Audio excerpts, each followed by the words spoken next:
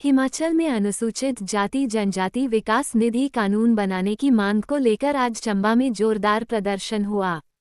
SC/ST विकास निधि कानून के लिए राज्य गठबंधन की चंबा इकाई ने SDM कार्यालय के सामने धरना दिया और SDM के माध्यम से मुख्यमंत्री को ज्ञापन सौंपा।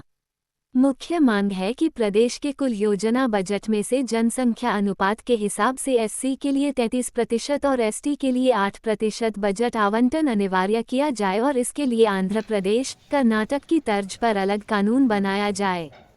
प्रतिनिधियों कार्तिक लुहारच और योगेश्वर अहीर ने कहा कि पिछले 5 सालों में आवंटन सिर्फ 5% तक सीमित रहा है, जो जनसंख्या अनुपात से बहुत कम है।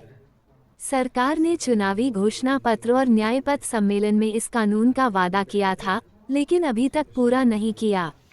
ज्ञापन सौंपने वालों में मनोहर लाल हितैषी, जितेश्वर सूर्या, सूदन चंद्रा सहित कई कार्यकर्ता मौजूद रहे। गठबंधन ने चेतावनी दी है कि जब तक कानून नहीं बनता, आंदोलन जारी रहेगा। मूकनायक के लिए चंबा से अनूप राही की रिपोर्ट।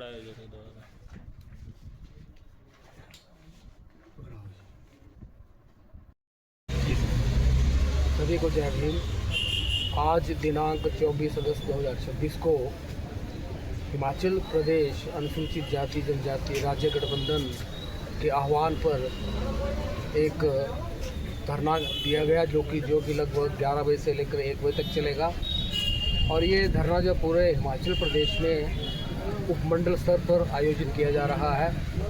मुख्य मांग इसमें जो है वो है अनुसूचित जाति जनजाति उपयोजना से संबंधित जो प्रावधान दिए गए हैं उसको लागू करना, और उसको लागू करके जो है इस वर्ग को, जो वंचित वर्ग है, इसको इसके फ़ायदे देना, जहां से इसका उत्थान हो पाएगा और एक ये समाज की मुख्य धारा में शामिल हो पाएंगे। तो ये जो योजना है ये 1980 से आरम्भ की गई थी और अब तक जो 46 वर्षों में इस योजना का जो है वो स्तर कम होता गया और आज स्थिति ये है कि ये लगभग, जैसे पहले भी वक्ताओं ने कहा, कि लगभग 4 या 5 पैसे 100 रुपये में हमें मिल रहे हैं।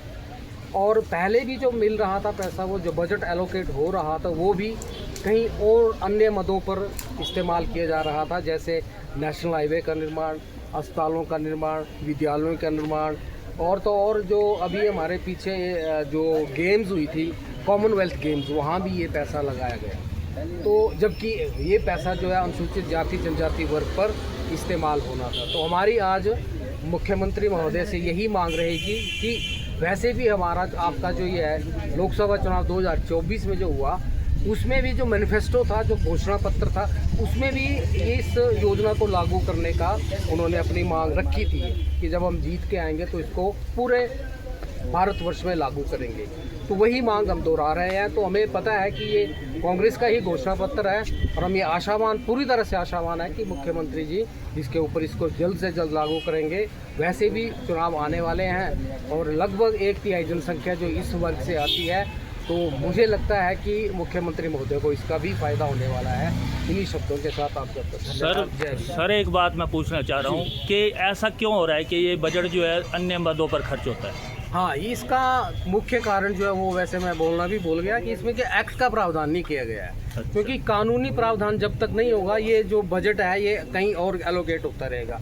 जब एक्ट बन जाएगा, कानून बन जाएगा, तो क्या होगा कि ये जो पैसा है जहाँ लगना है, जहाँ यूज़ करना है, वहीं इस्तेमाल किया जाएगा और अन्य मदों में इसका इस्तेमाल नहीं किया जाएगा। सर मुझे लगता है जैसे कि आम लोगों को इसके बारे में जानकारी नहीं है, तो मैं चाहूँगा कि साधारण शब्दों में आप बताना चाहें कि ये है क्या मुद्दा। जैसे अब एक्ट या ऐसा इस तरह से लोगों को पता लग रहा है, तो आम जनता में तो इसकी बात का किसी को पता नहीं है कि क्या हो रहा है। तो मैं चाहूँगा कि बिल्कुल साधारण शब्दों में आप बताने की कोशिश करें कि क्या है। आपको यही बताना चाहूँगा कि मान लो आपके पास है, आप सरकार चला रहे हो, आप 100 रुपये लेकर के अगर हम चलते हैं, तो हम क्या देखेंगे कि जो जनता है हमारी, जो 33% जनता है, उनको 33 रुपये उनके विकास के लिए मिलने चाहिए।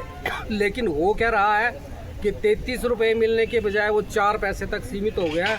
और ये 33 रुपये जो इस्तेमाल किए जाएंगे, जो उनके जो बच्चे हैं, उनके जो छात्रावास में बच्चे, उनके लिए छात्रावास खोले जाएंगे, या फिर जो उनकी जो पढ़ाई के लिए स्कॉलरशिप है उसके लिए इस्तेमाल किए जाएंगे। मतलब बोलने का मतलब है कि जितनी जनसंख्या अनुपात में ये राशि वितरित की जाएगी। क्या ये राशि जो है सेंटर से एलोकेट होती है स्टेट को?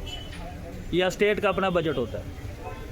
अब वैसे देखा जाए तो ये सेंटर की ही स्कीम है, लेकिन अभी तक जो है वो 5 राज्यों में ये लागू हो चुकी है। नहीं, जो पैसा जो हाँ। अन्य मदों पर खर्च हो जाता है, ये केंद्र से पैसा आता है या स्टेट अपना पैसा ये है? स्टेट का ही बजट होगा, ये स्टेट के बजट में से ही आपको पैसा मिलेगा। मान लो हमारा जैसे पिछले वर्ष का बजट था 60,000 करोड़, तो अब 33% के हिसाब से देखा जाए तो 20,000 करोड़ जो है वो SC/ST वर्ग के ऊपर इस्तेमाल किया जाना था। तो बजट जो होगा वो उस राज्य का जितना बजट होगा उसका 1/3 बोलने का मतलब जनसंख्या का अनुपात, जितनी जनसंख्या होगी उसके हिसाब से एलोकेट किया जाएगा। धन्यवाद सर, मूक नाइक के लिए। मैं चंबा से अनूप राय। सबको जय भीम। आज हम सभी यहाँ पर अनुसूचित जाति, अनुसूचित जनजाति वर्ग के समुदाय के लोग वर्षों से लंबित हमारी एक मांग को लेकर के माननीय SDM चंबा के कार्यालय के समक्ष एकत्रित हुए हैं। हमारी राज्य गठबंधन जो कि state कोalition for legislation of SC/ST सब प्लान के नाम से हिमाचल प्रदेश में इस SC/ST सब प्लान को एक एक्ट का रूप दिलाने के लिए कार्य कर रही है। उनके बैनर तले हम यहाँ धरना देने के उपरांत माननीय SDM चंबा के माध्यम से माननीय मुख्यमंत्री हिमाचल प्रदेश को एक ज्ञापन सौंपेंगे, जिसमें हमारी मुख्य मांग ये रहेगी कि जिस तरह से